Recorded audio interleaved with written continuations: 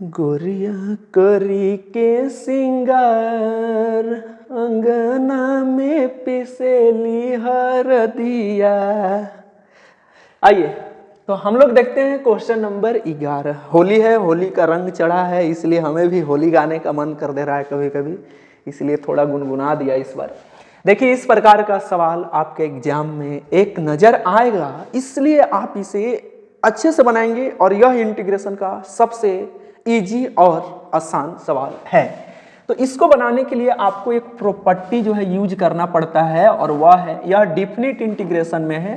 अगर 0 से a f of x रहेगा तो इसको हम लोग भाई साहब ऐसे भी लिखते हैं 0 to a f of a minus x dx, ऐसे भी लिखते हैं, है ना। तो इस प्रॉपर्टी का हम लोग यहाँ पर यूज करेंगे। तो देखिए बोल रहा है इवैल्यूएट मीन्स इसका मान हमें निकालना है। तो देखेंगे डियर स्टूडेंट्स कैसे हम लोग इस सवाल को करेंगे। 3 नंबर आपको एकदम इजीली मिल जाएगा। देखिएगा कितना लॉलीपॉप सवाल है। तो यही है हमारे पास integration of 0 to π/2, 0 to π/2 under root sign x, क्या है under root sign x divided by under root sine x plus में है अंडर रूट कॉस एक्स, है ना, dx। इसे आप 1 नाम दे देंगे। सॉल्यूशन में जैसे आप इसे लिखेंगे 1 नाम दे देंगे। अब अच्छा इसको मैं ऐसा कर ले रहा हूं कि आई लेट कर दे रहा हूं, let I is equal to this, ठीक है। अब इस प्रॉपर्टी का आप यूज कीजिए, है ना, इस प्रॉपर्टी का यूज कीजिए यहां पर। तो इसको लिखेंगे 0 से π/2, 0 से π/2 और यहां पर आप लिखिएगा साइन, यहां पर लिखिएगा sine π/2 minus x, π/2 minus x divided by यहां भी आप लिखेंगे साइन π/2 माइनस एक्स, है ना, π/2 माइनस एक्स प्लस लिखेंगे आप कॉस, अच्छा अंडर रूट के अंदर है कॉस π/2 माइनस एक्स, ठीक है। ऐसा हम लोग लिख देंगे इस प्रॉपर्टी के अकॉर्डिंग। चलिए तो अब आप क्या कीजिएगा, अब आप क्या करेंगे, तो वही करेंगे जो आगे होगा इसमें। तो यहां है 0 से π/2, क्या है 0 से π/2। आप जानते हैं डियर स्टूडेंट्स कि साइन 90 माइनस थीटा जब आप करेंगे, साइन 90 माइनस थीटा जब आप करेंगे तो आपको कॉस थीटा मिलता है। तो यहां से हमें क्या मिलेगा, कॉस एक्स मिल जाएगा, क्या मिल जाएगा कॉस एक्स डिवाइडेड बाई ये भी आपको क्या देगा कॉस एक्स देगा, प्लस में यह आपको क्या देगा साइन एक्स देगा, क्या देगा साइन एक्स देगा। यह dx है, इसको हम लोगों ने 2 मान लिया, ठीक है, इसे आप 2 कर लेंगे।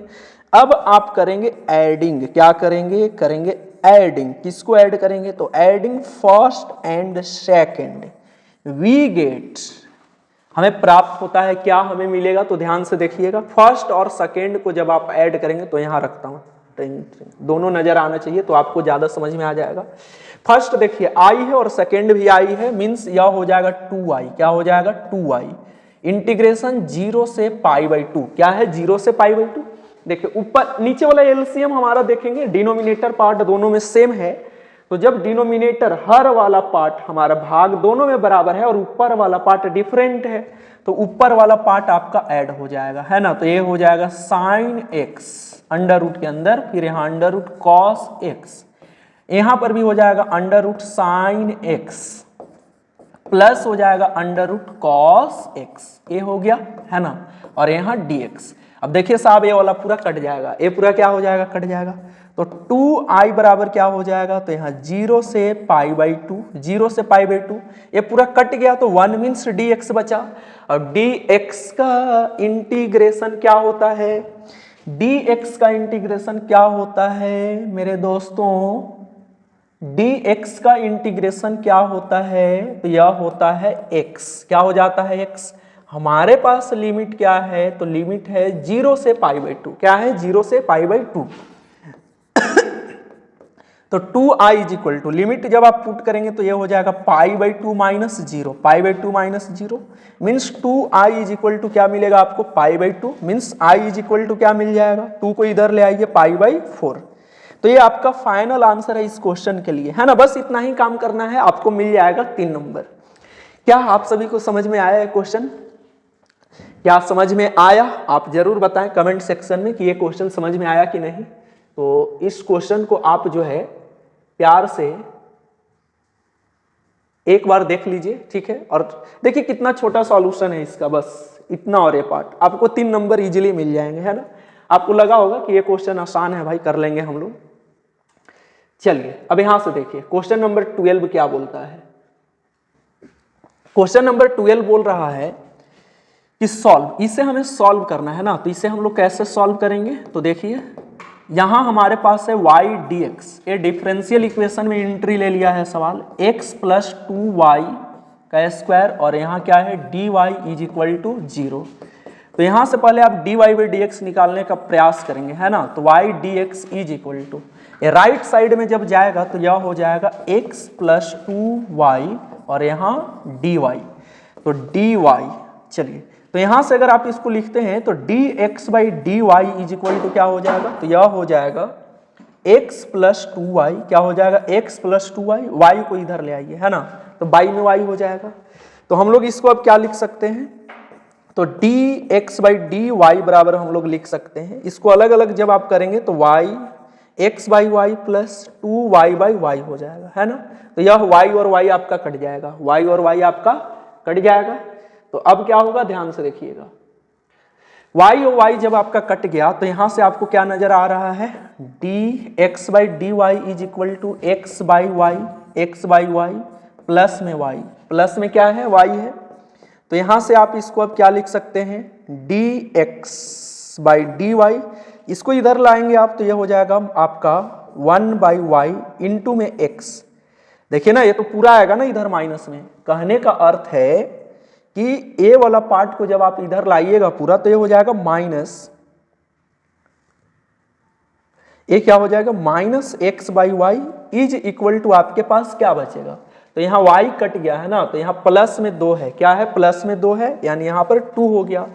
तो इसी को हम लोग क्या लिख सकते हैं, देखिएगा इसी को अब आप क्या लिख सकते हैं, तो linear differential equation first order का आप याद कीजिए कि आप कैसे सॉल्व कर रहे हैं। तो इसको हम लोग माइनस 1 बाई वाई इंटू में x बराबर 2 ऐसा लिख सकते हैं।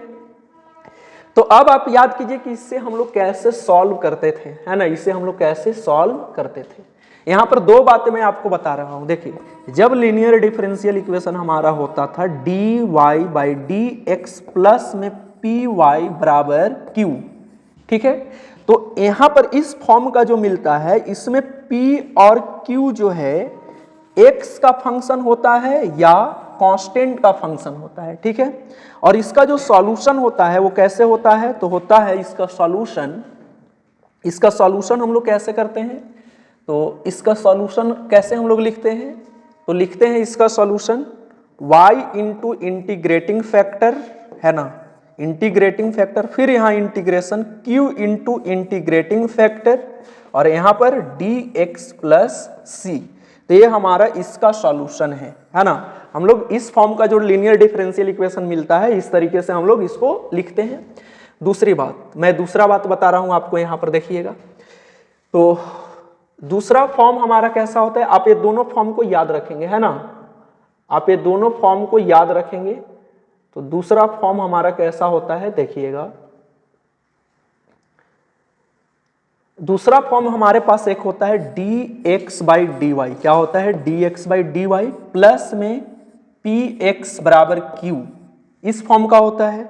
और इसमें जो हमारा p और q है यह x, यह जो है y का फंक्शन होता है, किसका फंक्शन होता है, y का फंक्शन होता है, ठीक है, y का या तो कांस्टेंट का होता है, या तो कांस्टेंट का। और इसका सॉल्यूशन होता है हमारे पास, इसका सॉल्यूशन क्या होता है, तो इसका सॉल्यूशन होता है x into integrating factor, x into integrating factor integration q into में इंटीग्रेटिंग फैक्टर, है ना, और यहाँ पर dy प्लस c, इसका यह सॉल्यूशन होता है। तो आप ध्यान से यहाँ पर देखिएगा, इसको देखेंगे तो यह हमारा कौन है, dx बाई dy वाला फॉर्म में है, dx बाई dy, ठीक है। तो यहाँ पर आप देखिएगा तो इसको हम लोग कैसे सॉल्व करेंगे, यहाँ मैं सॉल्व करता हूं इसे।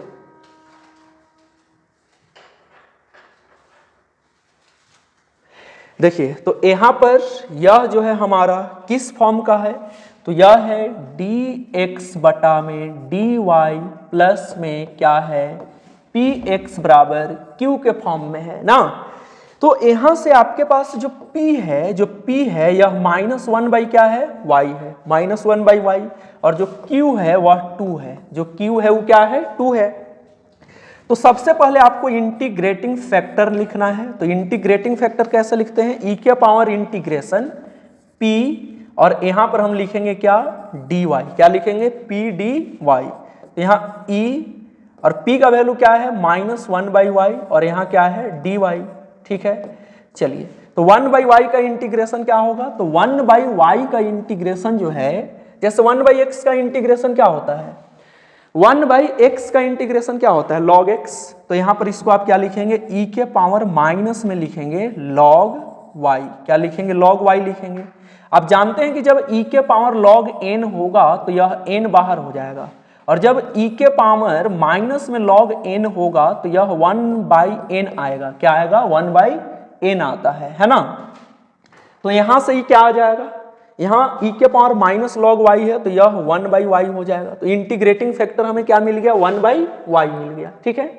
अब इसका हम लोग सॉल्यूशन लिखेंगे, क्या लिखेंगे, इसका सॉल्यूशन।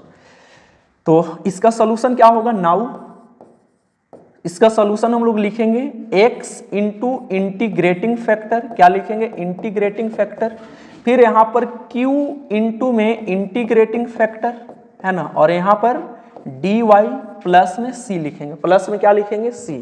चलिए, तो यहाँ x इंटीग्रेटिंग फैक्टर क्या आया है, 1 बाई वाई आया है, q हमारे पास क्या है, 2 है, और इंटीग्रेटिंग फैक्टर 1 बाई वाई, यहाँ क्या, dy प्लस c। तो यहाँ से ये हमें क्या मिल जाएगा, x by Y is equal to, अब चलिए ये 2 हमारा बाहर, 1 बाई एक्स का इंटीग्रेशन क्या लिखेंगे, log mod of y, plus क्या है, c है, प्लस क्या है, c है। बस एक क्वेश्चन हमारा सॉल्व हो गया। अब हमें कुछ ना करना है इसमें, देखिए इसको हम ऐसा भी लिख सकते हैं ना कि 1x by Y is equal to, ए हमारा जब ऊपर जाएगा तो ये हो जाएगा log y स्क्वायर, क्या हो जाएगा, log y स्क्वायर, और प्लस में हमारे पास क्या है, अच्छा इसको थोड़ा सा आप ये देखिएगा, इसको आप ऐसा नहीं करना चाहेंगे तो आप इसको ऐसे भी लिख सकते हैं कि y को जब इधर लाइएगा तो ये हो जाएगा 2y, और यहाँ पर log मॉड ऑफ y, और प्लस में cy, प्लस में क्या हो जाएगा, cy। तो ये वाला y को मैंने उधर ले जाकर शिफ्ट कर दिया, तो यहाँ से y हमारा क्या हो जाएगा, खत्म हो जाएगा। तो इसका कोई एक कांस्टेंट नाम दे दे, या तो ऐसे ही छोड़ दीजिए इसको, है ना, या तो इसको ऐसे ही छोड़ दीजिए। तो इस तरीके से यह जो है हमारा रिक्वायर्ड सॉल्यूशन है इस क्वेश्चन के लिए, है ना। तो ये हमारा रिक्वायर्ड सॉल्यूशन है। तो इस तरीके से इस क्वेश्चन को आप सॉल्व करेंगे तो आपको 3 नंबर मिल जाएगा। तो एक बार आप और देख लीजिए ध्यान से, ये सब इंपॉर्टेंट क्वेश्चन है, ठीक है, ज्यादा इसमें मर मजाक करने वाली बात नहीं है, सीरियसली इसको लेकर पढ़ना है ना, तब जाके आप कुछ कर पाएंगे। ये हम लोग सिलेबस नहीं कर रहे हैं चैप्टर वाइज, क्वेश्चन प्रैक्टिस कर रहे हैं। चलिए नेक्स्ट क्वेश्चन क्या है, क्वेश्चन नंबर 13। क्वेश्चन नंबर 13 है कि if a is equal to, यहाँ पर यह एक वेक्टर है और b इज इक्वल टू यह एक वेक्टर है ना, and c is equal to यह एक वेक्टर है, आर सच डेट, इस प्रकार से है कि a plus lambda b is perpendicular to vector c, then find the value of lambda. यहाँ पर बोल रहे हैं कि a प्लस लेमडा b जो है c पर परपेंडिकुलर है, तो आप यहाँ से लेमडा का वैल्यू निकालिए। तो देखिएगा पहले हमें क्या निकालना पड़ेगा, तो सबसे पहले हमको vector a plus lambda b यहाँ पर निकालना पड़ेगा, ठीक है। यहाँ पर तो क्वेश्चन समझ में आ गया, a b और c वेक्टर्स दिए गए हैं, a प्लस लेमडा b जो है वेक्टर c पर परपेंडिकुलर है, तो लेमडा का वैल्यू क्या होगा। तो देखिए a प्लस लेमडा b पहले निकालिए, तो a क्या है 2i cap minus 2j cap, plus में क्या है 3k कैप, प्लस हमारे पास क्या है लेमडा b, तो b का वैल्यू क्या है, यहाँ देखिए माइनस i कैप, प्लस में 2j कैप, और प्लस में k कैप, यही है। तो यहाँ से vector a plus lambda b हमारा क्या हो जाएगा, तो इसको ऐड कीजिए आप, है ना, देखिए लेमडा इस सब में है, तो इसको लेमडा को अंदर करके यहाँ ऐड कीजिएगा, तो यह हो जाएगा 2 माइनस लेमडा, आई कैप तो बाहर हो जाएगा। फिर यहाँ पर देखिए आप इसको ऐड करेंगे प्लस, यहाँ से ये क्या हो जाएगा 2 लेमडा जे, तो यहाँ से 2j है, तो यहाँ से 2 और ए वाला माइनस में 2 आएगा ना, और यहाँ से प्लस में 2 लेमडा, और j हमारा बाहर हो जाएगा, j कहाँ हो जाएगा बाहर। प्लस में हमारे पास 3 और लेमडा इसमें अंदर जाएगा तो प्लस लेमडा और के हो जाएगा बाहर, के कहाँ हो जाएगा बाहर। अब क्वेश्चन क्या बोल रहा है, ठंडे दिमाग से भाई सोचो। क्वेश्चन बोल रहा है कि जो हमारा a प्लस लेमडा बी है, a प्लस लेमडा बी है, वो वेक्टर c पर परपेंडिकुलर है। तो परपेंडिकुलर केस में आप जानते हैं, परपेंडिकुलर केस में क्या होता है कि जब दो वेक्टर आपस में लंब होते हैं तो उसका जो डॉट प्रोडक्ट होता है वो 0 के बराबर हो जाता है। किसके बराबर हो जाता है, 0 के बराबर हो जाता है ना। तो चलिए देखिए, अब एक क्वेश्चन सॉल्व हो गया थोड़ा सा और। अरे यार ये तो अलग मजाक करता है। चलिए तो यहां से देखिएगा आप, a plus lambda B vector हमारे पास क्या है, तो यह है यहाँ 2 माइनस लेमडा आई, है ना, प्लस हमारे पास क्या है -2 प्लस में -2 प्लस 2 लेमडा जे, और प्लस क्या है हमारे पास, तो प्लस है 3 प्लस लेमडा और यहाँ के है ना, ये बात है यहाँ। डॉट सी वेक्टर, तो सी वेक्टर हमारे पास यहाँ देखिए क्या है 3i और प्लस में क्या है जे है, के वाला पार्ट तो है नहीं, और बराबर आप 0 कर लीजिए, बस हो गया इसका काम खत्म। तो देखिए डॉट प्रोडक्ट आई के साथ और जे के साथ, तो इसको जब 3 के साथ डॉट प्रोडक्ट कराएंगे तो ये कितना हो जाएगा 3 इंटू में 2 माइनस लेमडा, 3 इंटू में 2 माइनस लेमडा। आप जानते हैं कि आई डॉट जे और के डॉट के करेंगे तो 1 हो जाता है। तो ये हो गया, जे के साथ जब आप करेंगे तो प्लस आएगा -2 प्लस 2 लेमडा, है ना, और बराबर क्या हो जाएगा 0, बराबर क्या हो जाएगा 0। इसको अंदर कीजिए, 3 दूना 6, माइनस में कितना 3 लेमडा, और माइनस हमारे पास क्या है, तो माइनस हमारे पास है 2 और प्लस में क्या है 2 लेमडा, बराबर 0 है, ठीक है ना, बराबर क्या है 0 है। तो अब यहाँ पर देखिए 6 और 2 कितना हो जाएगा साहब 8 हो जाएगा, माइनस में 3 लेमडा और प्लस में लेमडा, तो माइनस में लेमडा बराबर 0, यानी लेमडा का वैल्यू क्या आ जाएगा 8 आ जाएगा। तो इस तरीके से आप यहाँ पर लेमडा का वैल्यू निकाल दिए जो कि 8 हो गया। क्लियर है बातें? चलिए आई होप आपको ये क्वेश्चन समझ में आया होगा। एक बार आप पूरा देख लीजिए यहाँ से, है ना। a प्लस लेमडा बी जो है वेक्टर c पर परपेंडिकुलर है, तो a प्लस लेमडा बी सबसे पहले हमने निकाल दिया, ठीक है, a प्लस लेमडा बी सबसे पहले हमने निकाल दिया। और a प्लस लेमडा बी जब हमने सबसे पहले निकाला यहाँ से इस सब में लेमडा है तो ये ऐड हो गया है, ठीक है। ये देखिए लेमडा इसमें जाएगा, इसमें ऐड होगा, तो आई दोनों में कॉमन है, यहाँ माइनस लेमडा बचेगा, प्लस यहाँ से इसमें और इसमें जे कॉमन है तो -2 और यहाँ 2 लेमडा हो जाएगा, इसमें और इसमें के कॉमन है तो प्लस यहाँ से 3 और यहाँ लेमडा ए हो जाएगा।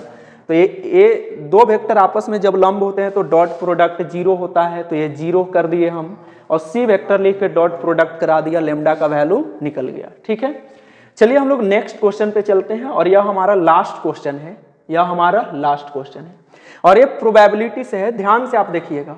बोल रहे हैं कि suppose a girl throw a dice, ठीक है, मान लीजिए कि एक लड़की जो है एक डाई को थ्रो करती है, फेंकती है, सी गेट्स 5 और 6, और वह उसे जो है 5 या 6 मिलता है। C tosses a coin 3 times and notes the number of heads, और वह क्वाइन को टॉस करती है। जब वह एक डाई को थ्रो करती है तो उसे 5 और 6 मिलता है, तो एक क्वाइन को वह 3 बार टॉस करती है और नंबर ऑफ हेड्स को वह क्या करती है नोट करती है कि कितना बार हेड आ रहा है। अब चलिए, इफ सी गेट्स 1 2 3 और 4, अगर उसे 1 2 3 या 4 मिले, C tosses a coin once and notes whether a head और टेल इज ऑब्टेन्ड। जब उसे 1 2 3 या 4 मिलता है तो क्वाइन को एक बार उछालती है, और फिर क्वाइन को एक बार उछालने के पास वह हेड आता है या टेल आता है, इसे नोट करती है, ठीक है। अब इसके बाद है कि सी ऑब्टेन एग्जैक्टली 1 हेड, है ना। अगर वह एक हेड ऑब्टेन करती है, एक हेड को प्राप्त करती है, what is the probability that C through 1 2 3 और 4। जब वह डाई को थ्रो की तो 1 2 3 और 1 2 3 या 4 मिला, तो प्रायिकता बताइए कि क्या हेड, प्रायिकता हमें बताना है कि एग्जैक्टली 1 हेड मिला है, इसके साथ एग्जैक्टली 1 हेड। तो यही पूछ रहा है कि what is the probability that C through 1 2 3 और 4 विथ द डाइस। मतलब कहने का अर्थ क्या है आप ध्यान से देखेंगे, यहां पर सॉल्यूशन मैं कर रहा हूं, सॉल्यूशन ध्यान पूर्वक देखिएगा। यहाँ पर बोला जा रहा है कि एक बच्ची है, एक लड़की है, और वह लड़की एक डाई को थ्रो करती है तो उसे 5 या 6 मिलता है, 5 या 6 मिलता है। और जब उसे 1 2 3 या 4 मिलता है, ठीक है, ये ऐसे कंडीशन मिलते हैं। जब उसे 5 और 6 मिलता है तो यहाँ पर वह जो है क्वाइन को टॉस करती है। किसको टॉस करती है? क्वाइन को 3 बार फेंकती है। कितना बार फेंकती है? 3 बार फेंकती है क्वाइन को, ठीक है। और जब उसे 1 2 3 या 4 मिलता है तो वह क्वाइन को सिर्फ 1 बार फेंकती है, यानी 1 बार टॉस करती है, ठीक है। चलिए, तो एक डाई को उछालती है तो 5 या 6 मिलने का क्या प्रोबेबिलिटी होगा, क्या प्रायिकता होगा? तो 2/6 यानी 1/3। और 1 2 3 4 मिलने का क्या होगा? तो 4/6 यानी 2/3। ये बातें हमें मिल गई, ठीक है। 3 बार उछालेगी तो एग्जैक्टली 1 हेड कितना बार मिलेगा? 3 बार उछालेगी तो एग्जैक्टली 1 हेड कितना बार मिलेगा? तो मैं देखिए यहाँ पर बताता हूँ आपको। एक सिक्का को 3 बार उछाला जाए तो हमें कितने इवेंट्स वहां पर प्राप्त होंगे, है ना। तो हमारा जो आउटकम होगा वो 8 होंगे आउटकम्स। कैसे? तो देखिए, head head head head, tail tail tail tail, तो यहाँ फिर head head tail tail head head tail tail, ठीक है। फिर आएगा head tail head tail head tail head tell.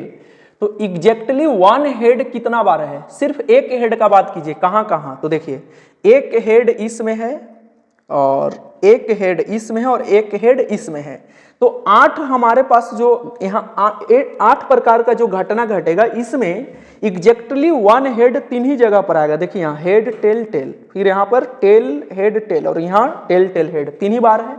यानी कहने का अर्थ है कि जब वह 5 और 6 उसे मिलता है तो वह सिक्का को 3 बार जब उछालेगी तो एग्जैक्टली 3 हेड जो है हमें, एक हेड जो है 3 जगह पे हमें प्राप्त होता है ना। तो देखिए, तो यहाँ पर एग्जैक्टली 1 हेड मिल रहा है, ठीक है।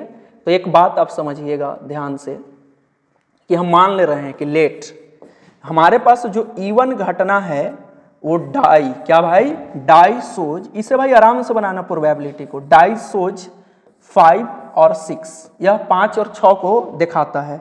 तो probability of E1, probability of E1 कितना हो जाएगा? तो यहाँ पर देखिए 1/3, ठीक है। अब E2 जो हमारे पास घटना है यह क्या है? तो यह है डाई सोज 1 2 3 और 4, ठीक है। तो E2 हमने कैसा घटना माना है, कैसा इवेंट माना है? तो जहां पर डाई हमें 1 2 3 या 4 को शो कराता है, ठीक है, यानी दिखाता है। तो प्रोबेबिलिटी ऑफ E2 हमारा क्या हो जाएगा? तो प्रोबेबिलिटी ऑफ E2 जो है 2/3 हो जाएगा, है ना। 4/6 करेंगे तो अब हम मान लेते हैं कि जो हमारा A है यह एग्जैक्टली 1 हेड दिखाने का है। एग्जैक्टली 1 हेड अकर्ड, है ना, सिर्फ एक हेड को दिखाता है, ठीक है। तो देखिएगा यहाँ ध्यान से, इसमें 5 और 6 जब मिलता है तो 3 बार सिक्का को उछालती है तो हमें एग्जैक्टली 1 हेड 3 जगह पे मिलता है, अभी हमने दिखाया आपको। और यहाँ पर 1 2 3 4 मिलता है तो 1 बार सिक्का को उछालती है तो एक ही हेड मिलेगा, है ना, क्योंकि हेड टेल मिलेगा तो एक ही हेड रहेगा। यानी कहने का अर्थ हमारा यह है कि जब यहाँ से आप जो है, जब यहाँ से आप निकालेंगे क्या कि probability of A by E1, तो आपको क्या मिलेगा? यह मिलेगा आपको 3/8, है ना, क्योंकि 3 जगह पर एक सिक्का को 3 बार उछालेंगे तो टोटल आउटकम्स क्या होगा? कुल संभावित परिणाम 8 होगा और 3 बार उसमें एग्जैक्टली क्या होगा? हेड मिलेगा। अब यहां से आप प्रोबेबिलिटी ऑफ A/E2 करेंगे, A/E2 करेंगे तो यहां से आपको क्या मिलेगा?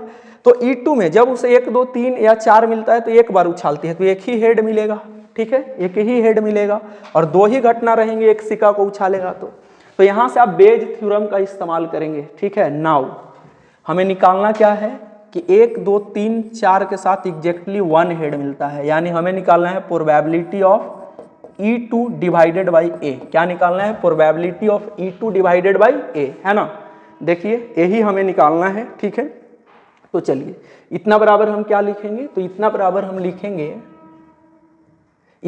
लिखेंगे probability of A divided by E2 into में probability of E2 divided by probability of A divided by E1 into probability of E1 plus में probability of A divided by E2 plus into में probability of E2, है ना।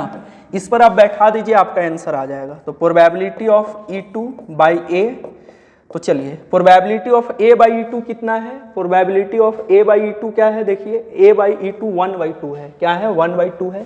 तो यहाँ पर आप 1/2 लिख देंगे इंटू प्रोबेबिलिटी ऑफ E2 क्या है, तो प्रोबेबिलिटी ऑफ E2 2/3 है, तो यहाँ पर आप 2/3 को लिखिए, ठीक है, divided by probability of A by E1 क्या है, A बाई E1 क्या है, तो 3/8 है, तो यहाँ पर आप 3/8 को लिखिए, है ना, 3/8 लिखेंगे, ठीक है। अब प्रोबेबिलिटी ऑफ E1 क्या है, तो प्रोबेबिलिटी ऑफ E1 देखिए आप, प्रोबेबिलिटी ऑफ E1 क्या है 1/3 है, तो यहाँ पर आप 1/3 को लिखिए, ठीक है। तो यहाँ पर 1/3 आप लिखेंगे, 1/3 plus probability of A by E2 कितना है, तो यहाँ 1/2 और यहाँ पर 2/3, है ना, ऐसा हो जाएगा। तो इसको आप सॉल्व कीजिए, तो A वाला 2 और 2 तो आपका कट जाएगा, तो ये आपका कितना हो जाएगा 1/3 डिवाइडेड बाई, यहाँ से 3 और 3 कट जाएगा, तो यह हो जाएगा 1/8 प्लस में ये 2 और 2 कटेगा तो 1/3 हो जाएगा, है ना। तो ये आपका कितना मिल जाएगा, यहाँ 1/3 और यहाँ से 3, 8 3 11 बटा में कितना 24, 8 3 11 बटा में 24, तो ये आपका ऐसे कट जाएगा 8 बार में, यह 8 ऊपर चला जाएगा, यानी 8 बटा में 11 जो है इसका आपका फाइनल आंसर हो जाएगा। क्लियर है बात। तो इस तरीके से ये हमारा प्रोबेबिलिटी था, ये फंसाने का प्रयास बढ़िया किया है, लेकिन ये आसान है, तो आप इसे देख लेंगे बढ़िया से, और ये हमारा फाइनल आंसर है। इस तरह से हमारा सेक्शन बी जो है कंप्लीट होता है, और ये थोड़ा लॉन्ग क्वेश्चन था, समय लग गया और समय लगेगा लॉन्ग में, है ना, अच्छे तरह से बताने की जरूरत है। तो फिर हम लोग मिलते हैं नेक्स्ट वीडियो में, आज का यहीं तक रहेगा हमारा पढ़ाई, फिर नेक्स्ट वीडियो में मिलते हैं। जय हिंद, जय भारत।